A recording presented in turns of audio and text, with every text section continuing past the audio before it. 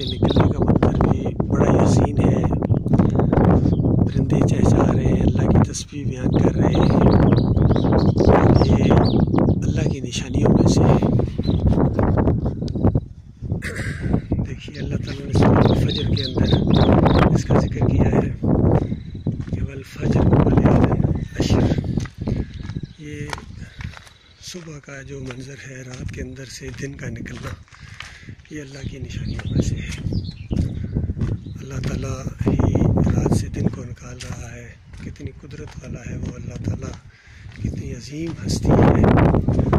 और ये देखिए इस अंदाज से ये मगरब की तरफ का मंजर है। हालांकि ये सुबह का है, लेकिन चाँद जो है ये नज़र आ रहा है। ये भी अल्लाह की निशानियों में से है।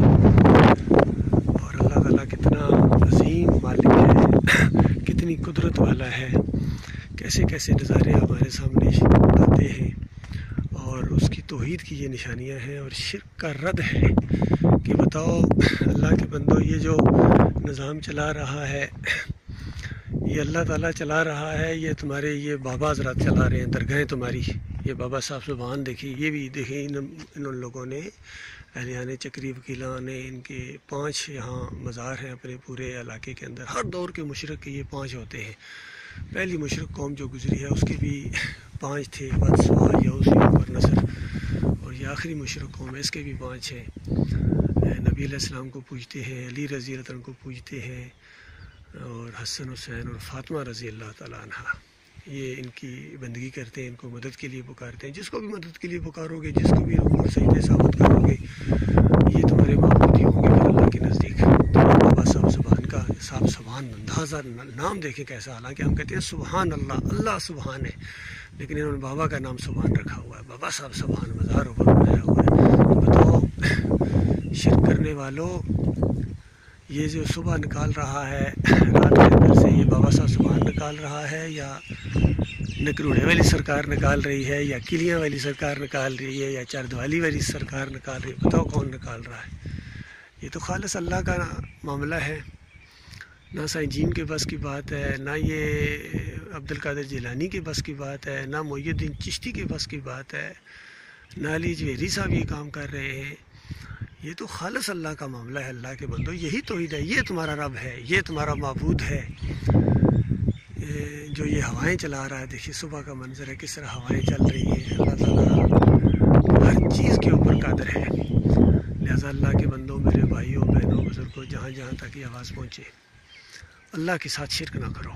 इन सारी दरगाहों को, इन मंदिरों को, मज़ारों को, और इन कुब्बों को, और ये जितने उर्स और मेले, चादरें चढ़ाना, फिर की पुकारें, या अली मदद, या रसूल अल्लाह मदद, या गौस मदद, ये शिर्क या पुकारें। यकीन करो मेरे भाइयों, ये शिर्क है। और फिर इनकी नज़र न्याज करना, या चढ़ावे चढ़ाना, हलवे चढ़ाते हैं, बकरे चढ़ाते हैं, ये इनकी बंदगी है। ताज़िया खड़ा करते हैं। अभी हमारे गांव में एक नया बुत बन रहा है। कल मेरी उससे एक बात हुई। अब वो पहले उन्होंने एक अलम लगाया हुआ था, ऊपर या हुसैन लिखा हुआ, और नीचे दिए जलाते थे। तो अब ज़रा उसकी मरम्मत शमत करने के लिए उसको उतारा हुआ, पूरा सिस्टम तब्दील कर रहे हैं। तो वो माबूद उनका नीचे पड़ा हुआ। तो मैंने कहा भाई ये किधर गया हो तुम्हारा बुत? तो कहने लगे नहीं, वो बड़ा लगाऊंगा। तो मैं कहा देखा, यही होता है शिर्क करने वालों का अंदाज़। कभी इधर से बुत को तोड़ते हैं, कभी इधर रखते हैं, कभी उधर रखते हैं। इस सब चीज़ों को छोड़ो, एक अल्लाह के ऊपर इकट्ठे हो जाओ। बताओ अल्लाह के बंदो, ये जगह जगह फैले हुए माबूद अच्छे हैं या एक अल्लाह अच्छा है? एक अल्लाह अच्छा है। सारे उसी को पुकारें, हर ज़ुबान वाले उसी को पुकारें, और वो सबको सुनता है। एक ही लम्हे के अंदर जिन्नों की सुनना, इंसानों की सुनना, हर इलाके के लोगों की सुनना, ये अल्लाह का काम है। लिहाजा अल्लाह के बंदो, हर नाफरमानी से बचो, हर नाफरमानी से बचो। अभी देखिए आपके रस्म और रिवाज भी खालिस हिंदुओं की तरह हैं। इनकी शादियाँ जब होती हैं तो देखो ये अपना वो महाराज को लेके आते हैं, घोड़े पर बैठा के बाबा की दरबार के ऊपर आके वहाँ सलामी करते हैं, तब इनकी शादी होती है, वरना शादी नहीं होती है। डरते रहते हैं अगर कोई ये ना कहे तो अल्लाह के बंदो ये क्यों करते हो?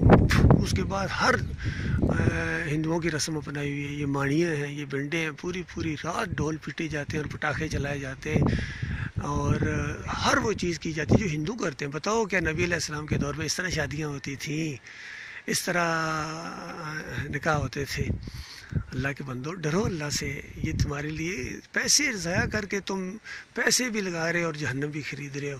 تو یہ کب تمہیں سمجھ آئے گی؟ کب تمہاری ہوش سیدھے آئیں گے؟ صرف یہ دیکھا دیکھی کہ لوگ کیا کہیں گے، فلاں کیا کہے گا. تو یہ پیسے اللہ تعالیٰ نے آپ کو اس لیے دیے ہیں، اس لیے اللہ تعالیٰ نے یہ دولت دی ہے کہ اس طرح شیطان کے راستے میں خرچ کرو، اڑاؤ. تو یہ تو خالص شیطانی چیزیں ہیں اور اس سے سوائے نقصان کے کچھ بھی نہیں ہوگا آپ کو. تو میرے بھائیو للہ سب سے پہلے توبہ کرو شرک سے، کیونکہ شرک ناقابل معافی جرم ہے. شرک اگر آپ نے کیا تو پھر آپ کا کوئی عمل اللہ کے یہاں قابل قبول نہیں ہے، نہ نمازیں، نہ روزے، نہ حج، نہ زکوٰۃ، کچھ بھی نہیں. سارے اعمال منہ کے اوپر دے مارے جائیں گے.